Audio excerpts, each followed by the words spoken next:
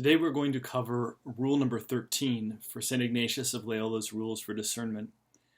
And rule 13, just like rule 12, is much less about actual kind of looking at consolations and desolations and more so looking at the enemy's tactics and the techniques that he uses to try to keep us bound to him. Now, rule 13 is all about the fear of being found out. And it is the evil one's tactics to try to stay unnoticed, because if the evil one is noticed, he can actually be fought against and kicked out.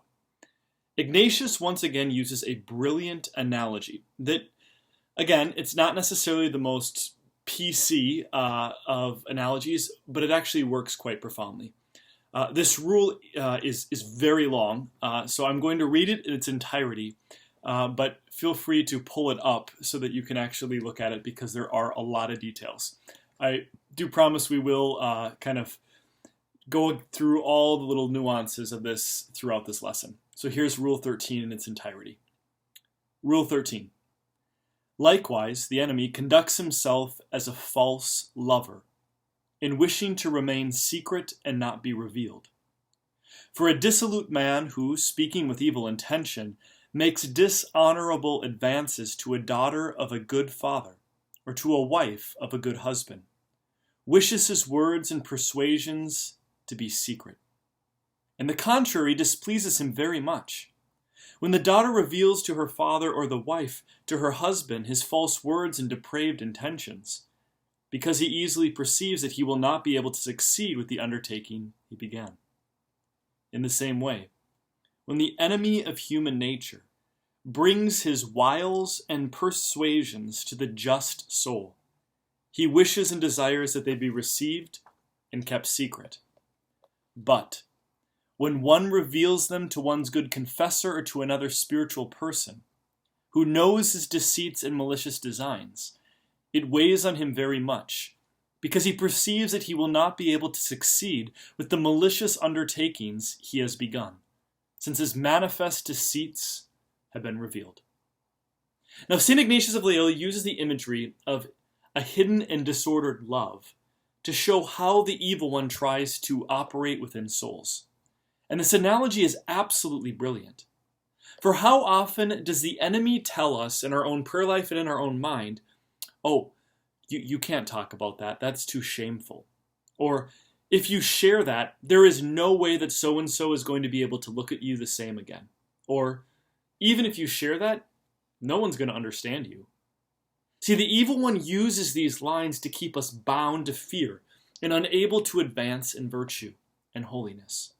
Because as soon as these lies, weaknesses, and even the sins that we have committed are actually brought to the light, they lose all power over us, and we can find a new way out.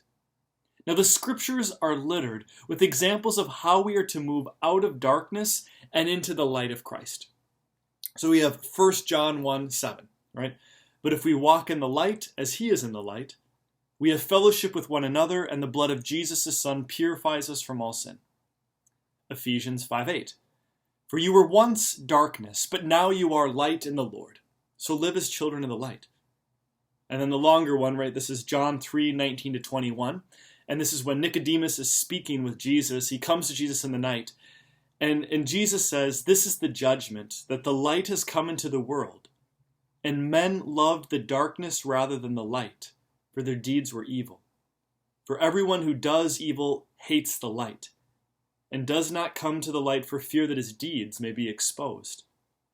But he who practices the truth comes to the light, so that his deeds may be manifested in having been wrought in God. And finally, this is the last one. This is from the prologue of John's Gospel, John 1:5. The light shines in the darkness, and the darkness has not overcome it. Now, the reason we can find so many passages about light and darkness is because this is a spiritual reality that we daily encounter. The evil one loves to prowl on the margins in the darkness and stay hidden, whereas Christ is the true light that has enlightened every man that has come into the world. And as St. Ignatius of Loyola says, light and darkness are diametrically opposed to one another. The brighter things get, the less darkness. the darker things get, the less light. They cannot exist alongside each other. When we are in relationship with others, we are living in the light of life. This is why Ignatius's imagery is all about relationship. A daughter to her father and a wife to her husband. Now, just think about the last time that you were brooding on some offense that was done against you. Now, the temptation, right, if someone has wronged us, is always to kind of come away and to be like sulky, filled with self-pity, resentment. We're just kind of festering. Because the enemy always draws us into isolation. But, right, whenever we move against this, we move towards relationship. And so this is why Ignatius brilliantly uses that imagery of relationship to show that if we are in right ordered relationship, the daughter with her father, or the husband with his wife, we're always going to be in the light. It's only when we withdraw that actually the enemy can pick us off very easily. If you've ever watched kind of those nature programs where they're documenting the lions in Africa or even the tigers in India, they always show that they go after prey that has been isolated and put aside from the flock because they're slim pickings. They're easy pickings, I should say. The same is true in the spiritual life. Is the enemy will always go after people who are isolated, who do not have the relationship to manifest what's going on. Thus, God is drawing us into communion. And when we come into communion with others, it is always by means of light. This is why, right? Secrecy and isolation go together, just as light and community go together. Now, just going back to like the original fall of mankind, right? What happened in the fall when Eve went for the fruit, right? She was isolated from God, isolated from Adam, and she was alone with the serpent. Now, just think about this, right? The serpent lured her to the tree where it was just her and him. And because of that, right, as Eve was very easily confused by the serpent's words because she was alone and outside of communion. The evil one is a terrible liar. He is the father of lies. He tries to make us listen to his voice and to believe that what he wants us to believe is par excellence. He is the best manipulator, where he'll take quasi-truths and kind of turn them on their heads, and then they lead us into kind of areas of darkness and sin. Whereas what the Lord does, right, is there's a clarity and a lightness that comes forth. This is where we see, right, the first temptation to Eve. Is the enemy's twisting God's words, and he says, did God really say that you could not eat from the tree in this garden? So he's making Eve question. See, if Eve would have been in communion, she could have actually spoken with God or with Adam and said, hey, is this what's really going on? But because she had withdrawn into isolation, those temptations kind of brooded, and she made a choice that she probably wouldn't have made had she been in communion with others. The enemy, knowing that if we remain in the light of Christ, we will never be deceived. And so he tries to pick us off one by one. It is not unusual for me to hear things like when people are coming to me for counsel and whatnot, you know, Father, I just don't feel like I'm meant for a deep prayer life. Or Father, what I did in my past life is so terrible, I don't know if I can ever be free. Or the worst, Father, I don't even know if God loves me anymore. See, all of these things come forth, these kind of crazy thinking, because when we are alone, things become more and more like, oh, that must be the case, that must be true. However, when we do fact checks with community, we realize, no, I'm not unforgivable, I'm not unlovable, I've just done some hard things, and I need to work through them. Now, this is where we see actually the power of shame. It is so important for us to have different vocabulary around shame and guilt. They are two very different things. Guilt is I have done something bad. Shame is I am something bad. Now, God will oftentimes use the language of guilt to convict us of sin. God never speaks the language of shame. Shame is only from the enemy, because he's actually telling us to kind of come into ourselves and to hate ourselves, something that God would never do. One of the most common techniques that the enemy uses to keep us far from God is that technique of shame. And sadly, people will live their entire lives and make so many decisions in their lives based upon trying to keep what they are ashamed of hidden from God and from others. Now, a dear priest friend of mine taught me more about this reality and the importance of moving against that spirit of shame than I had ever come across in any book or talk that I had ever been given. This priest, who is in a diocese far, far away, so you can't find him, sorry, he lived a really shady past before he came to the seminary. He's kind of like a modern-day Augustine or Thomas Merton. He's got a lot of skeletons in the closet. However, he, through his own struggles with addiction, going to rehabilitation centers, getting his life back on the straight and narrow, he left drugs and alcohol behind and a life of dissipation, and he began to start to feel a call to the priesthood. Years after kind of living this sober life, as well as kind of going through formation and healing psychologically, he was ordained a priest. Now, in this conversation that I had with him, I just bluntly asked him, right? I said, are you afraid of people finding out about your past? Or B, are you afraid of people from your past saying, you're a priest? Like, I know what kind of things you did. And here is the response that this man gave me. It's so beautiful. It was like classic Rule 13. He said, you know what, Nate? He goes, I am now transformed by Christ. What I was is no longer. If people that I have wronged in the past, or even people that I minister to are scandalized about my life before the priesthood, I will simply tell them this: behold the power of the resurrection. Isn't that beautiful? It's his ability to navigate through kind of shame and that nagging enemy at our doorstep was simply by, I have been redeemed by Christ. I live in the light. Nothing from my past will keep me from living for Jesus. This man's response is one that comes from a man who is not ruled by shame and fear. He is in the light, and nothing is going to make him cower, no matter what's exposed. Shame is something that the evil one uses to keep us from speaking about what he is doing. This is one of the reasons why we have behind the screen confession, is because we realize the power of the enemy in shame, and that there are people that would not confess their sins unless they were anonymous. And so this is where it's a beautiful practice and tradition is, if you're feeling deep amount of shame about what you've done, to push against that shame and to say, look, I'm going to go to this priest at this parish. I don't know. He doesn't know my voice. He doesn't know who I am. And I'm just going to dump it all out so I can get it out in the open. This is where confession is given to us not just as a tool, right, to open us up to grace, but it's even a psychological healing thing. To say, look, I want to manifest what's doing so that the enemy can't control me. This is where we actually see, right, in our modern world that's very anti-religion or anti-God, there is a dramatic increase in psychotherapy. And part of this, right, is because the stigma around mental health has kind of been adjusted. But it's also the reality is there is this need within us as human beings to manifest what's going on inside.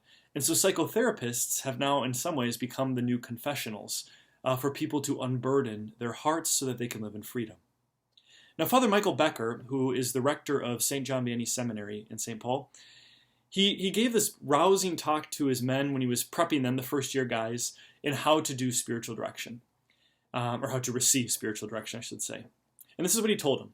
He said, if there is something that you do not want to speak with to your spiritual director or your confessor, that is exactly the thing that you should bring up in direction or in confession. See, what Father Michael was wisely trying to teach his seminarians to do was that they must watch their hearts, so as soon as they notice a desire to hide, or as one calls it in seminary formation, a desire to kind of submarine, that is exactly the point that needs to be spoken about. Now, Father Timothy Gallagher, who we've mentioned several times in his books for Discernment of Spirits, he gives this amazing articulation of this. And so I'm just going to read it in full to get his full quotation. Father Gallagher says these words: you cannot speak, this is what the enemy will say to us, okay? He'll say, you cannot speak about this interior trouble. You can speak about anything else except for this. You must not speak about this. If you do, the person with whom you speak will never understand you. The person will be shocked that you could be so weak or feel such things in your heart. You will lose the esteem that he or she has for you, and they will no longer want to help you. The person will criticize you or laugh at you and will confirm your fears about your spiritual inadequacy. It will be an unbearable pain. It's best to say nothing and do what you can yourself to carry this burden and to cope. See, the enemy attacks this way, as he makes like what seems like just perfectly like, yeah, that makes sense. All those fears could really come to fruition. But it's always breathing shame and trying to keep us in the dark. If these attacks, though, were not enough, the enemy will usually follow up this initial attack by saying, and anyways, you're just too busy, and you just don't want to burden people because they have busy lives and you don't want to waste their time. Now, as you can see, right, the enemy's desire to go to any extent possible to remain silent and hidden, because as soon as he is seen, he can be outed. In the words of the book of Revelation, the accuser of our brothers is cast out, who night and day accuse them before the Lord our God. Now, in both doing spiritual direction as well as receiving it in my life, I have seen this reality play out time and time again. For as we speak about what is hidden, we begin to receive a new light to be able to discern. If we remain in darkness, we never discover what God is actually calling us to, because we can't navigate it. All the decisions are based out of shame and hiding, rather than decisions being based about what is God moving me towards in light. Now, the key to freedom and discernment is found in speaking about what we oftentimes do not want to speak about. And just like a 2-year-old, the more we try to untie the knots that are going inside ourselves without getting help, oftentimes the more knots that get created. And the frustration begins to build because we can't fix ourselves. We need someone else to help us. That's how God orchestrated the mystical body. And so then in our frustration, right, we oftentimes will yell and scream at God, but actually we're just frustrated about our own woundedness and the knots inside from fear, shame, and darkness. Freedom comes in manifesting what was in the darkness and allowing the light to flow in. Sometimes light is the best disinfectant. Now, when we live in these enemy's secrets and lies, we oftentimes bear burdens that God does not intend us to carry. He tells us to live in the light as he desires to free us to be able to be in peace, afraid of nothing, because God has redeemed us. Now, being a priest and being able to give people the gift of this light through confession is one of the greatest delights of my priesthood and my vocation. To see and hear someone who is racked with fear, pain, anxiety in the confessional, and then they tell you what is going on, and you can help them process it, and to see that they're not the first person in the world to have experienced such and such. This is truly a fulfillment of what Christ says, that he came to set captives free. Now, going back then from the spiritual tradition, even into the psychological tradition, and the 12-step programs, right? Step number 4 and 5 in the 12 steps, they say that you must make a fearless moral inventory of all your wrongs. And then step 5 says you must admit to God, to yourself, and to another person the exact natures of your wrongs. And in fact, in the 12-step programs, it is very clear, as it says after you've done this 5th step, you have to thoroughly look through to make sure that you left nothing out, because you're trying to build an archway on which you can march forward through. And if you have kept some of those things hidden in shame and darkness, the arch will collapse and you can't move forward. See, oftentimes in a person's recovery program, their addiction is largely fueled by shame, resentment, and fear. Thus, to tell another person the exact natures of their wrongs actually allows them to implore rule number 13 from Ignatius. They are moving out of darkness and control from the enemy and into light and freedom of God. Now, St. Ignatius of Loyola by no means is encouraging us all to become exhibitionists and just vomit whatever's going on inside of us to anyone who will listen. What he says very clearly in Rule 13 is these words. He directs people to reveal the enemy's deceit to one's good confessor or another spiritual person who knows his deceits and malicious designs. Thus, right, the person who is discerning in life is actually a very safe person to begin to process these things with. Because Ignatius is very clear, if you don't know what's going on, if someone shares these kind of things, it's like, whoa, and they can reinforce the enemy's voice. This is where we must actually be judicious in saying, this is the right person for me to tell. It is important for us to be discerning about who we speak to about these things, as we want to make sure that we are allowing them to be vessels of God's grace, rather than the enemy who wants to shame us. Now, a great example from the scriptures of this is from the book of Job. Job is going through an absolutely agonizing time. Everything has been destroyed, and he's just like literally sitting in an ash heap. He's got sores all over his body, and he's just like waiting to die.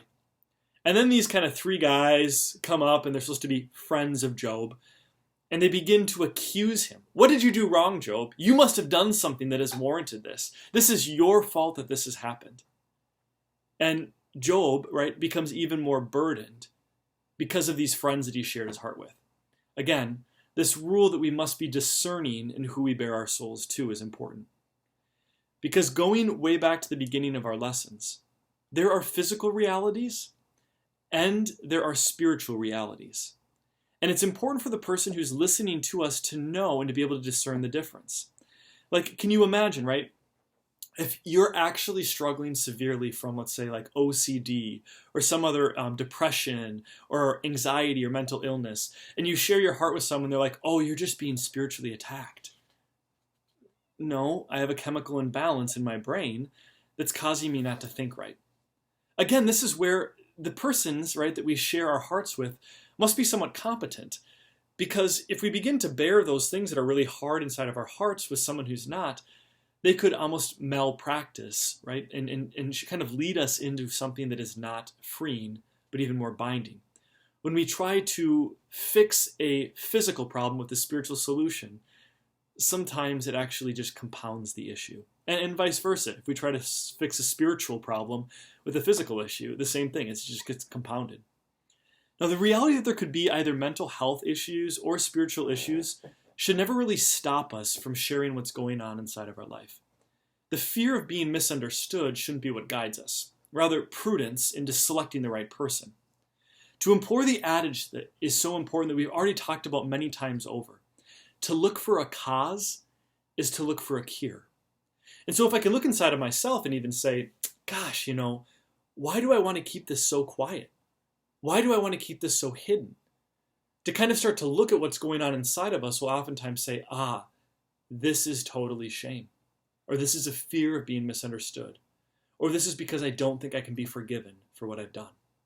To look for a cause is to look for a cure. Now, spiritual attacks from the enemy will oftentimes come upon a person, especially after they've made the resolve to manifest their heart or to live in the light, right? So the person who's been living in darkness and shame their whole life, they're like, okay, I found the right person. I've got the courage. I'm going to go to confession today. And then it's like, boom, they just get attacked with all these crazy temptations to kind of completely abandon their prior spiritual resolve. This is rule number 5 again. And again, this is why Ignatius is building upon the rules. As we see, rule number 5 is needed to be invoked alongside rule 13. Because if we've said, no, I'm going to manifest the hidden deceits of the enemy is going to say, oh, no, you didn't really mean that, did you? And try to make us to change our spiritual proposal. Now, there's an awesome example of this from the life of St. Therese of Lisieux. St. Therese of Lisieux is about to make her vows in the Carmelite community, her final vow. So this is like for life. And she states in her journal that she never had any doubts about her vocation. But all of a sudden, the 2 days leading right up to her profession, all these doubts begin to wash over her. And the evil one made her afraid to share these thoughts with a superior, because the enemy was saying to him, oh, if you tell your novice mastress that you're having all these doubts about a vocation, she'll never let you take vows. So Therese is now internally struggling, saying, I can't share these dark things in my heart. No one will understand me. They'll discredit me, and I don't know what to do with it. However, in one great gusto of courage, Therese pours her heart out to her novice mistress. And her novice mistress kind of chuckles at Therese's comment and says, Therese, this happens to almost every sister, as the enemy tries to dislodge them from their vocation right before they enter into vows. The great act of courage from Therese, telling her superiors, manifesting what was in the darkness, is what single-handedly broke the deceptions of the enemy and allowed her to take her vows with immediate peace. Indeed, we see again, as in Rule 12, that when the evil one's advances are resisted, he runs away like a woman or a spoiled child. Saint Therese, in her own quotation of these things, says this: after she shared, doubts left me completely as soon as I finished speaking. Oftentimes, the relief that comes with invoking rule number 13, manifesting what's going on to a competent spiritual authority, happens almost immediately. And we are consoled with the peace of knowing that there is nothing in me that can discredit me from the love of God. In the end, the thing that we should fear most is not living in the light. Because as St. Ignatius' rule teaches us, if we allow the evil one to keep us in darkness, we are his little puppet being controlled on his strings, and he can move us anywhere we want. If you think about so many of the terrible things that happen in this world, at their core, you're talking about people who are battling with incredible shame, and they feel terrible about themselves, and so then they act terrible externally as well. Truth and humility are beautiful things that can navigate us as great lights and guideposts in our spiritual life. If the enemy is making you go back and forth in your mind about something, just bring it to the confessor and say, you know what? This may be the evil one tormenting me and taunting me and confusing me and harassing me, but I'm just going to say it anyways because I'm going to live in the light. Humility, again, is just surrendering yourself and allowing yourself to be true. And in allowing yourself to be true and known, amazingly, freedom comes so swiftly. The Lord will bless us for our courage in honoring humility and truth, and will allow us to walk in that path of light.